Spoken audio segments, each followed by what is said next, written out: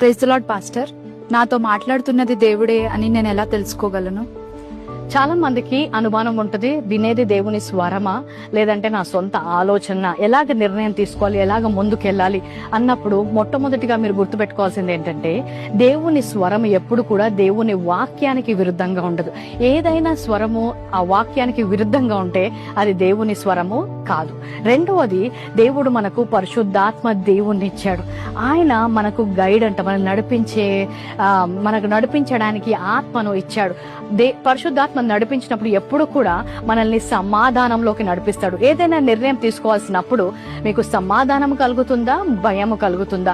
సమాధానం కలుగుతుందా, ఆందోళన కలుగుతుందా?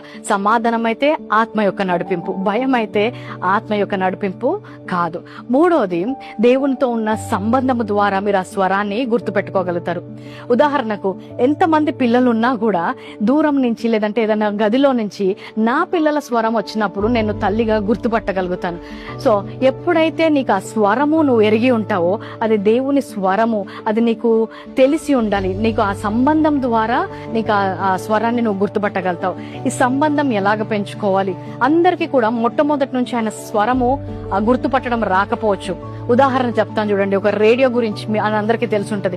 రేడియో మనకి ఒక స్టేషన్ సిగ్నల్ రావాలంటే మనం ట్యూనింగ్ చేస్తాం. ఒక్కొక్కసారి అది దగ్గరకు వచ్చినప్పుడు వాయిస్ వినబడుతుంది కానీ క్లారిటీ ఉండదు. కానీ ఎప్పుడైతే కరెక్ట్ గా ట్యూన్ చేసి ఆ స్టేషన్ కి వస్తామో అప్పుడు స్పష్టంగా స్వరం వినబడుతుంది. అలాగే ఆత్మీయ ట్యూనింగ్ జరగాలి. అది వాక్యము చదవడం ద్వారా, ప్రార్థనలో గడపడం ద్వారా,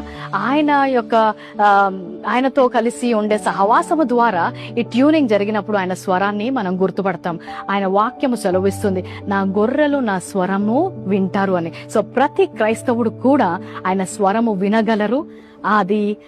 ఆ నిర్ణయాల్లో ఆయన యొక్క మాటలు మీరు గుర్తించగలరు. కాబట్టి ఇవన్నీ కాకుండా నేను చాలా ఒత్తిడిలో ఉన్నాను, నేను స్వరము వినలేకపోతున్నాను అన్నప్పుడు మీ జీవితంలో ఎవరైనా దైవజనులు దేవుని స్వరము వినగలిగే వారు ఉంటే వెళ్ళి వారి దగ్గర వారి యొక్క ఉద్దేశం ఏంటో, వారి యొక్క నిర్ణయం ఏంటో తెలుసుకోవడం మంచిది.